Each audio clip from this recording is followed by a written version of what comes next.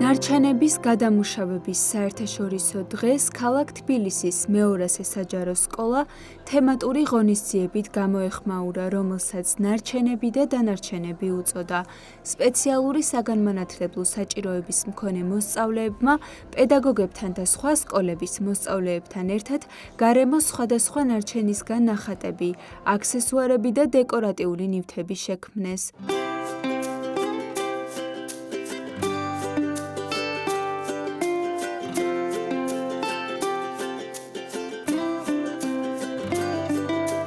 ღონისძიებაზე ეს ნამუშევრები ფართო აუდიტორიისთვის გამოიფინა და სტუმრების დიდი მოწონებაც დაიმსახურა. ნარჩენების საერთაშორისო დღე აღინიშნება, მართვის საერთაშორისო დღე და ჩვენს გადავწყვიტეთ, რომ ჩვენი წვლილი შეგვეტანა ამ მიმართულებით და შევიმუშავეთ ასეთი პროექტი ნარჩენები და დანარჩენები. სიცოცხლეს შევძინეთ მეორედ მასალებს. დედამიწა ჩვენია და ვისაც როგორ შეგვიძლია და რა შეგვიძლია, ესეთი წვლილი უნდა შევიტანოთ ამ მიმართულებით. ვცდილობთ, რომ ისინიც ჩავთოთ ამ მიმართულებით და ჩვენმა საზოგადოებამ გაიცნოს ეს ჩვენი ბავშვები, როგორ შეაქვთ მათ თავისი წვლილი დედამიწის გასუფთავებაში. შემოქმედებით ღონისძიებას სხვადასხვა სფეროს წარმომადგენლები ესწრებოდნენ.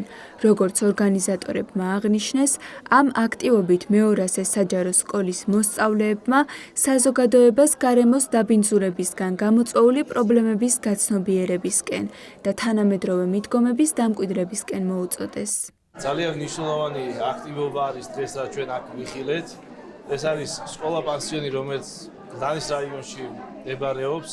ყველაზე მეტად მიხარია, რომ რაიონში არსებული ყველა სკოლა თანამშრომლობს ამ დაწესებულებასთან, არიან ბავშვები აქტიურად ჩართული სხვადასხვა აქტივობებში და დღევანდელი გამოფენით იმით თუ რაც შექმნეს ამათმა ჩვენ ხედავთ, რომ ნიჭს შესაძლებლობებს ნამდვილად არ აქვს საზღვარი.